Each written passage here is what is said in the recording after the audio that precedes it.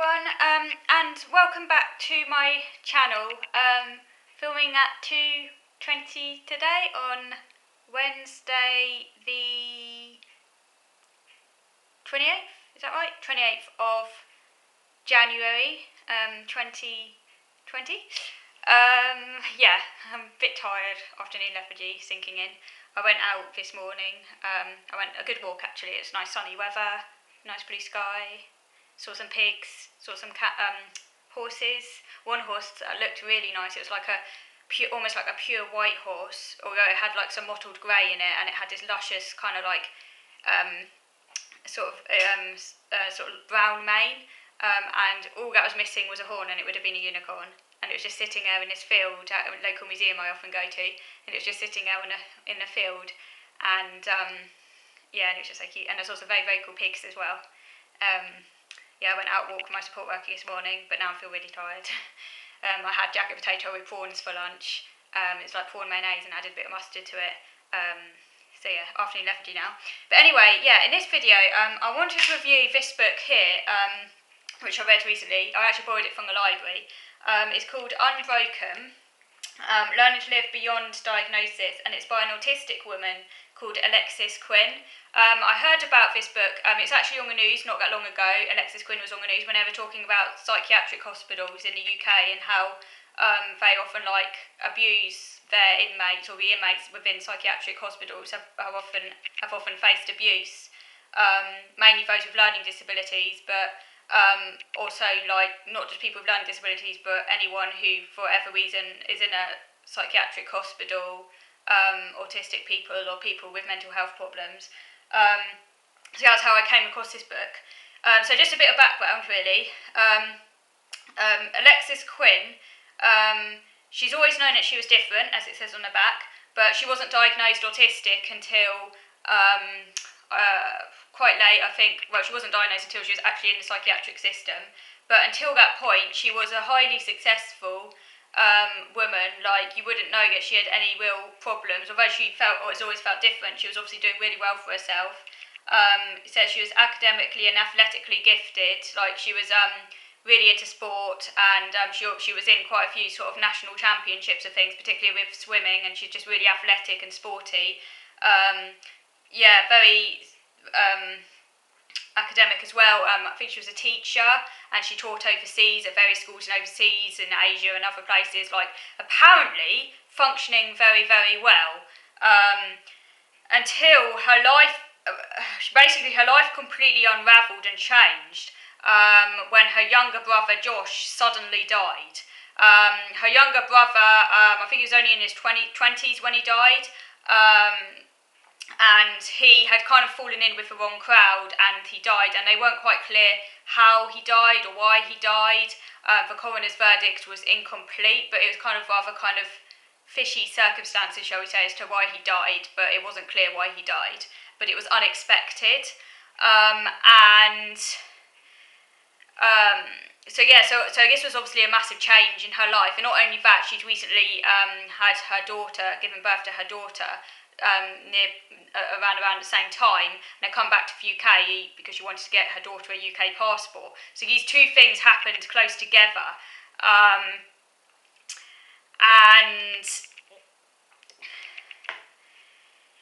this basically meant that although up until this point, Alexis had been coping pretty okay, at this point all her coping strategies that she hitherto built around her life just fell apart, and she didn't know how to cope because of all this complete change to her normal routine. After her brother died, one of her ways of coping with it was that she got very very obsessed with death.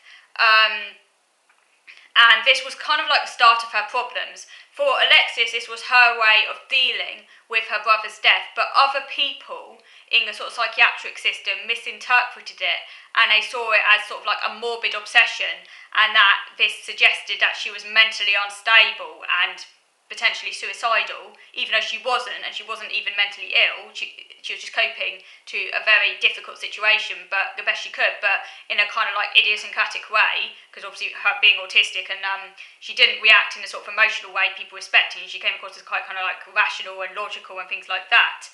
As it says on page 23, she had not practiced grieving, so she was not sure how to react.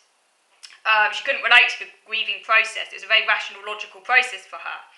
And she also began to like hyper-focus on things as another way of coping. Obviously, her sensory issues became more extreme as well, and she became a bit agitated. But running, she loved running, and her special interests helped her deal with that. Unfortunately, they were misinterpreted. So, as it says on page 32, as she researched for answers to her healthy brother's sudden passing, her enthusiasm was seen as disturbed obsession and a mental illness. Her research relaxed her, but got her labelled as mentally ill. And then on page 34, the crisis team told her she should go into a hospital to get some rest because she was visited by the crisis team from sort of like for part of the psychiatric service that deals with new mothers, because she was a new mother at the time, sort of maternal wellbeing service, I guess you call it. And she felt that, yeah, maybe hospital would be a good idea because there wasn't really any help in her community to help her. She thought maybe it'd just give her a little break, bearing in mind she was sleep deprived and everything. She recently had a baby daughter. But the unit felt oppressive, and she wanted to go for a walk, as you do. But they didn't allow her out. Now, at this point in time, she was an informal patient. She hadn't been sectioned or anything. She was there on her own will. But she wanted to go out for a walk, and they didn't let her. I can't understand why. I mean, this is really quite bizarre, but they didn't let her. And she went into a blind panic. And because when she was panicking, she got very overwhelmed. She kind of had like a meltdown. And again, this was misinterpreted as a sign that, she was dangerous and a bit aggressive, so she was put on a section. She was discharged later, but this was the first in a series of sections, and she was basically then in the hospital system for a number of years, constantly being sectioned, then discharged, then put on section again, like a kind of, like in a sort of circle. She couldn't get out of this, going round and round and round in hospital, out of hospital, in hospital, out of hospital. As I say, she couldn't cope in the community at this point in time because there was no one there to help her process the death of her brother.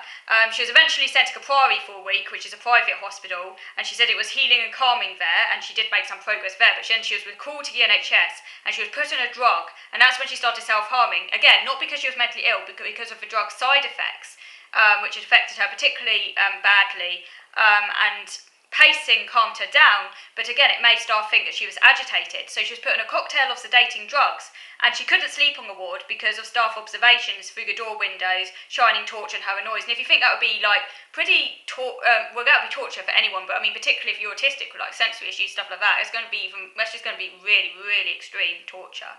And she had meltdowns, and she was restrained 96 times. And because of the way she was acting on the ward, she was diagnosed having a disordered personality. That was the first in a line of diagnoses that were completely incorrect. And on page 57, it says, she was then sectioned again, as she was said to be a danger to herself from the meltdowns. And then on page 99, it says that her diagnosis was changed from a personality disorder to an adjustment disorder, which was linked to her bereavement. And what's really shocking was that she was told by her doctor she should have recovered from the death within 6 months, which is apparently normal for most. Is it? Surely everyone grieves differently, but according to the doctors, there was like this fixed process of grieving, and she wasn't going through it. And that because she had failed to adjust in the correct way and hadn't followed the usual grieving process.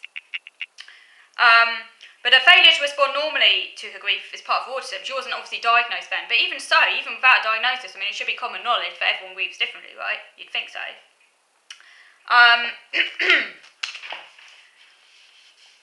Eventually, she did get diagnosed on page 147, but the diagnosis of autism only came about after she'd had a massive meltdown, which, as just pure luck would have it, an on-call doctor was around at the time she had a meltdown. She was currently at a therapeutic rehabilitation unit, and this doctor specialised in autism.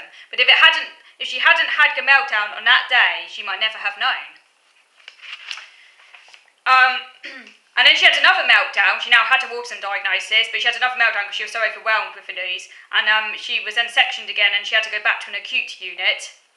Eventually, they sent her to a specialist place for autism instead.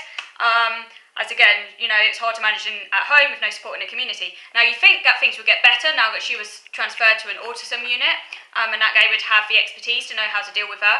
But nope, things just carried on going downhill.